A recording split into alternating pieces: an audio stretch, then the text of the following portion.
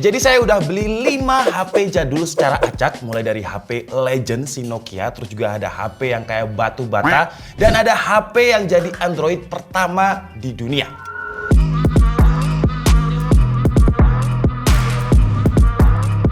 Yang pertama ada HTC Magic. Ini adalah HP yang pakai Android pertama di dunia.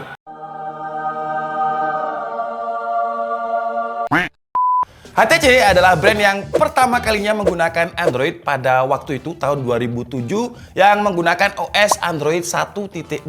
Tapi yang akan kita bahas ini bukan HTC Dream, ini adalah HTC Magic karena saya kesusahan untuk cari yang HTC Dream. Jadi ini adalah Android bisa dibilang kedua yang dirilis pada tahun 2009.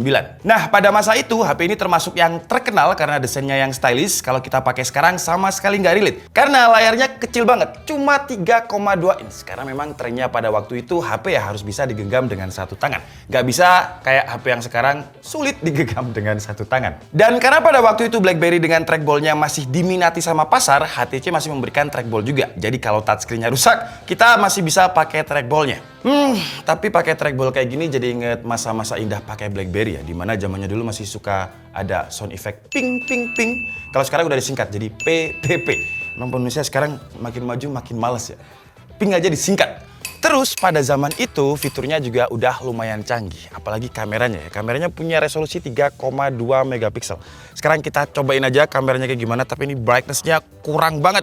Tuh kalau kalian lihat brightness-nya di ruangan outdoor kayak gini bener-bener nggak kelihatan ya. Dan untuk hasil kameranya ya, kalau saya lihat ini sama kayak hasil-hasil kamera VGA zaman dulu. Coba kita foto beberapa piece lah.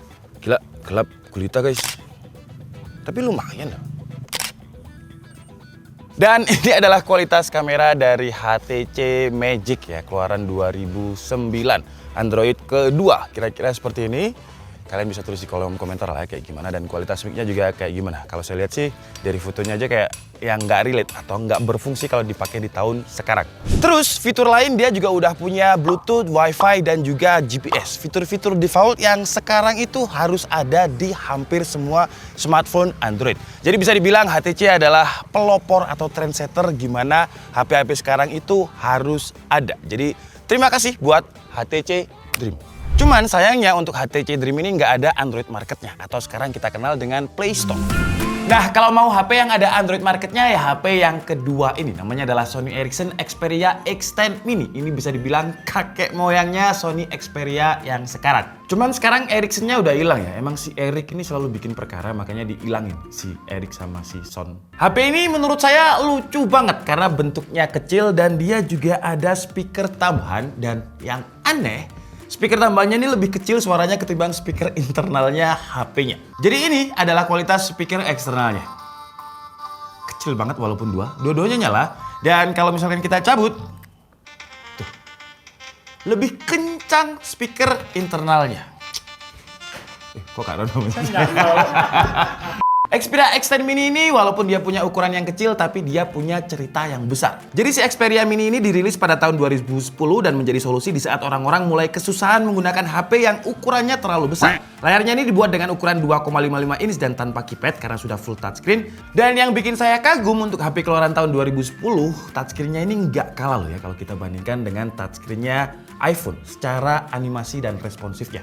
Kalau untuk spesifikasi lainnya, OS-nya dia pakai Android Donut 1.6 dan kameranya 5 megapiksel yang hasilnya sih ya bisa bikin kita nostalgia lah.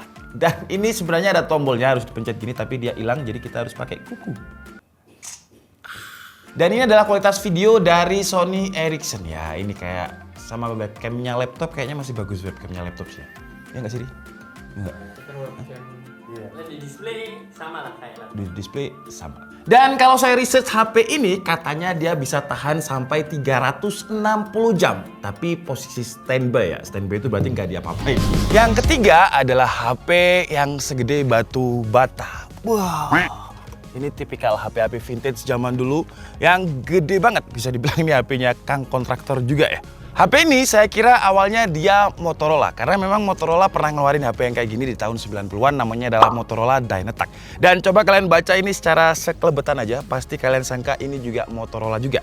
Karena logonya pun juga sama. Jadi ini namanya adalah MQ Roila ya. Jadi ini adalah emang Cina ini kurang ajar ya. Saya ketipu. Awalnya saya beli ini dengan harga 1,8 juta karena saya memang pengen mengkoleksi HP-HP vintage, dan setelah saya cek di AliExpress, harganya seharusnya cuma 300.000. Tapi memang kalau secara fungsi Motorola Dynatec ya kalah lah kalau dibandingkan dengan ini, karena selain bisa jadi untuk telepon, SMS, dan dual SIM juga, dia juga bisa jadi radio, dan kalau kalian lihat di sini dia juga bisa jadi flashlight tuh nyala, dan ini lumayan terang loh. Ada truk sekarang.